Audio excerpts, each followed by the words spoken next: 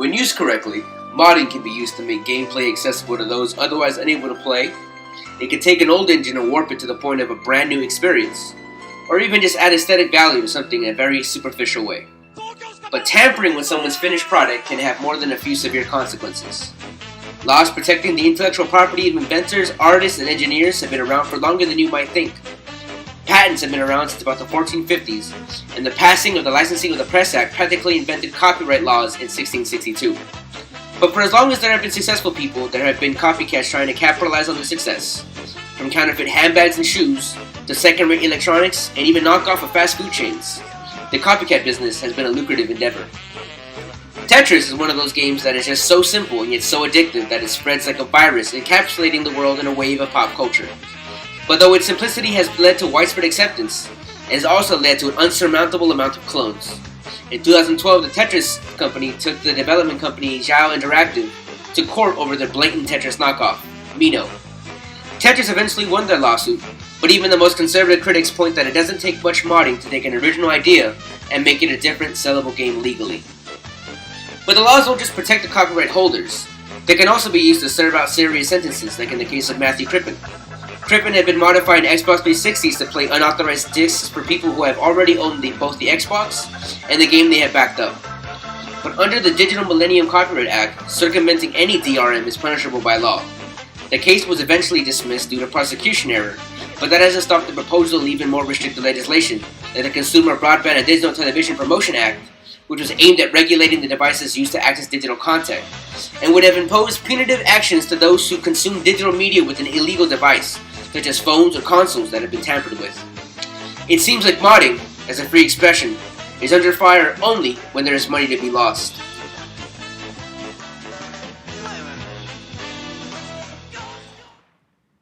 Most mods can be placed in two general categories: cosmetic mods and gameplay mods. Cosmetic mods usually involve modified digital textures or different models being placed over existing models in-game. These are usually purely aesthetic in nature and do not typically alter gameplay. They only alter the user experience of the game. They can be used to make games appear more realistic or even for humor and surrealism. In this way, they allow the user to create whatever they wish, assuming of course they possess the technical aptitude to program and code them. Otherwise, players can always choose from pre-existing mods created by other players and download them.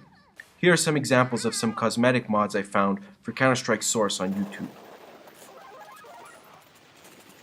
Gameplay mods usually involve using existing game assets and game spaces, but alter the objectives and game behaviors to create entirely new game modes that are very similar to the original game. These user-created game modes can often be accessed through the usual in-game server menus. Again, this requires having access to a functional copy of the game, which requires purchasing it. Here is some footage of me playing Gun Game, a mode in Counter-Strike Source where the objective is to progressively level up by earning kills. Each kill earns the player a new weapon. The first player to go through all 40+ weapons wins.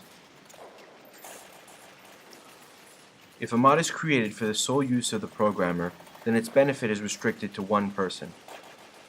If it is published, the benefit in terms of improved play experience is now extended to the community. As mentioned in the article Precarious Labor, this additional content cannot be remunerated, and therefore the game's licensor is the sole beneficiary of any economic rewards, such as the marketability of the original product being increased. In this way, it is to the advantage of game developers to allow the community to have access to game files while still retaining sole ownership of any products produced. Thriving game communities generate their own forms of advertising through things like message board and YouTube. So long as the developers control access to the original game that these mods are based off of, the only way to access this user-generated content is through their channels. Therefore, in games that aren't free to play, any interest this additional content generates will translate into revenue for the game's developer. It can be said that most people who create mods do not do so for monetary rewards, but for the sake of community, and perhaps for some recognition in exchange for their effort. As mentioned in the article Precarious Labor, this modding community is a sort of dispersed multitude, with each person working as a standalone. It is only with the help of an organized group that modders could be able to receive some recognition or perhaps even compensation for their work, while the content creators do the brunt of the work.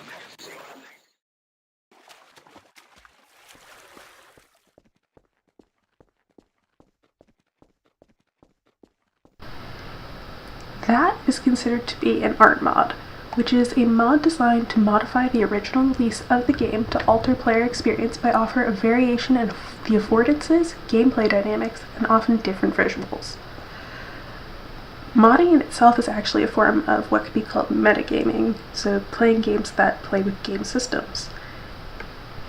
An art mod in this sense would be a piece that offers a player a different experience interacting with the game world. Art mods actually provide different experiences other than traditional gameplay, so what you would see in a AAA title would be different from what you would experience with an art mod. Several differences that you can note between Half-Life 2 and that are really evident upon playing. So we have the detailed textures and graphics taken away. More block-like shapes and vibrant colors are available. And while we still offer the Source Engine's standard first-person view, there's no crosshairs or enemies to shoot, and no plot-driven narrative. That focuses on our experience with the visual world and nothing else. At most, we're allowed to move throughout the space provided and observe what is created for us. And most notably, that in a few of the levels you can fly, so that's a plus. To sum up, mods like that are designed to allow a player to interact with objects in-game the same way they would with a sculpture in an art gallery. You interact with it, you observe it, and it's meant to be something tangible and experienced rather than a plot or an alternate lifestyle lived. Modding is undoubtedly entertaining, but what if it could be used to help students learn in the classroom? This concept is not alien to the world of teaching. Millennials are closer to technology than any other generation or world has ever seen. It's estimated that 92% of children aged as young as 2 to 17 years old play video games as of 2001. Source Engine allows for anyone who has basic computer skills to manipulate and modify Half-Life 2, Valve's biggest title. You don't need to be able to code to take advantage of the engine. There's even a modders marketplace where one can go about downloading skins, costumes to put on your characters to change their appearances, items, events, even voices. It has been observed in a phenomenon known as constructivism that new knowledge can be effectively mastered when people engaging in constructing products that are personally meaningful. Children would consider their involvement in the creation of a video game to be meaningful. A study done using Civilization 4, in which students played historic scenarios in an attempt to learn about American history, said that the game did a better job at teaching things other than dates. Students learned concepts that were emphasized in the game. Video games also offer a pacing tailored to the skills and level of understanding. Unlike a traditional classroom lecture, a student can play through a game scenario at a speed that is comfortable to them, allowing them to retry a level as often as they need, ensuring proper understanding before moving on. Students note that they wanted to play more than they wanted to do homework. It was definitely more fun, and they learned more than they would have from a bad lecture. It was hard to play for only 3 hours. But this doesn't come with its own share of problems. Since we're studying the Source Engine, we need to be able to find people that can code properly, but are also academically certified to properly write a game that is relevant and accurate to the subject in which they're teaching. Additionally, educational video games that have been produced have sold poorly and made little impact on the home console market. These games are generally perceived to be amateurish and simply not fun to play.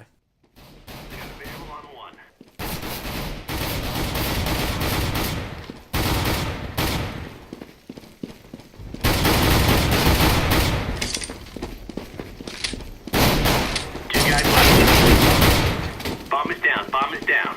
We have one enemy left. Modding's introduction has had a positive impact on gaming overall. From player to creator, people have the opportunity to make new games out of older ones and create a unique world of their own.